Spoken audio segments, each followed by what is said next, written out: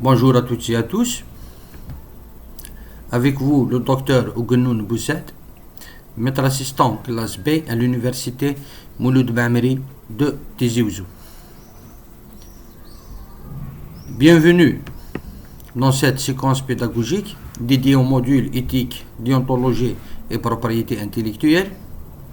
Dans cette première partie qui est notion éthique et déontologie, dans le deuxième chapitre réservé à la charte d'éthique et de la déontologie universitaire. Pour commencer, pourquoi une charte d'éthique et de déontologie universitaire? Depuis l'indépendance, l'université algérienne a connu une forte croissance de principaux indicateurs, comme le montre le nombre d'établissements d'enseignement supérieur et leur répartition géographique, les effectifs étudiants, la diversification des offres de formation et l'amplification de l'activité de la recherche scientifique. Les membres de la communauté universitaire sont, dans ce contexte, tenus de partager la démarche morale et méthodologique qui conduit à reconnaître sur le plan éthique et déontologique les meilleurs comportements et les meilleures pratiques universitaires pour combattre toute forme de dérive.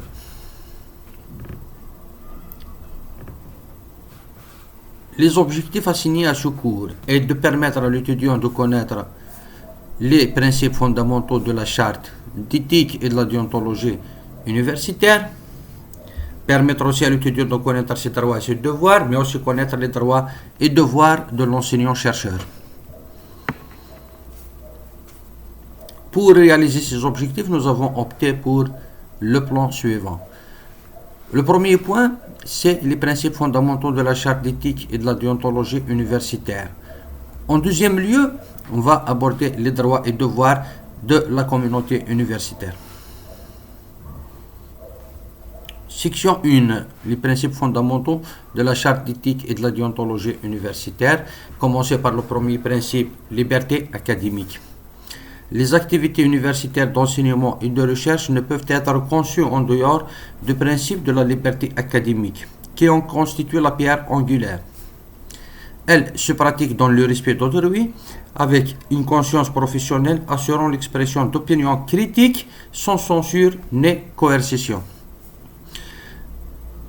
Le deuxième principe, respect des franchises universitaires.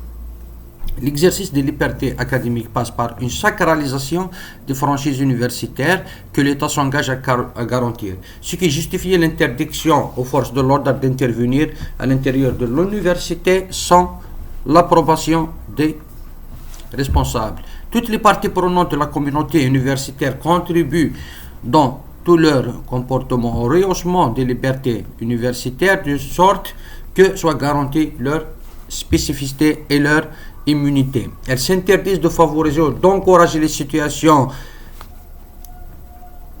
et les pratiques qui peuvent porter atteinte aux principes, aux libertés et aux droits de l'université.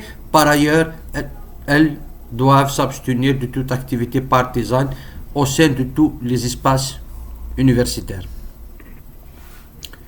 Exigence de vérité scientifique, d'objectivité et d'esprit critique. La quête et la possibilité de l'interrogation des savoirs que l'université produit et transmet ont pour principes fondamentaux la recherche de la vérité scientifique et l'esprit critique. L'exercice de vérité scientifique oblige à la compétence, à l'observation critique des faits, à l'expérimentation, à la confrontation et au respect des points de vue, à la pertinence et la citation des sources, à la rigueur intellectuelle et la créativité et l'innovation. Responsabilité et compétence. La responsabilité consubstantielle des libertés académiques est directement liée à la compétence. Elle se développe grâce à une gestion démocratique et éthique de l'université.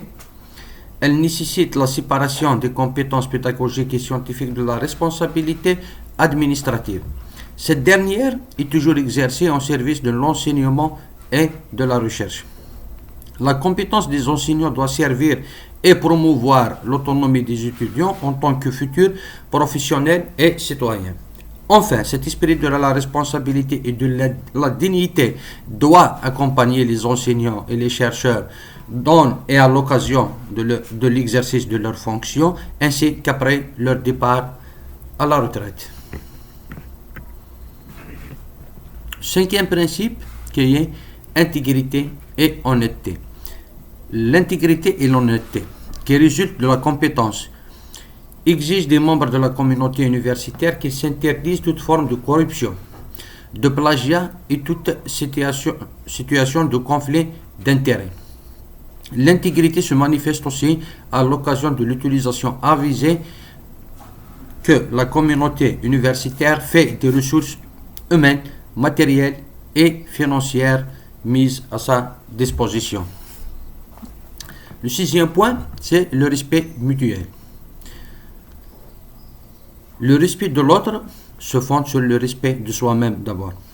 Tous les membres de la communauté universitaire doivent s'interdire toute forme de violence, qu'elle soit symbolique, verbale ou physique. Doivent aussi s'interdire toute forme d'harcèlement, qu'elle soit morale ou sexuelle, toute pratique de discrimination, de partialité.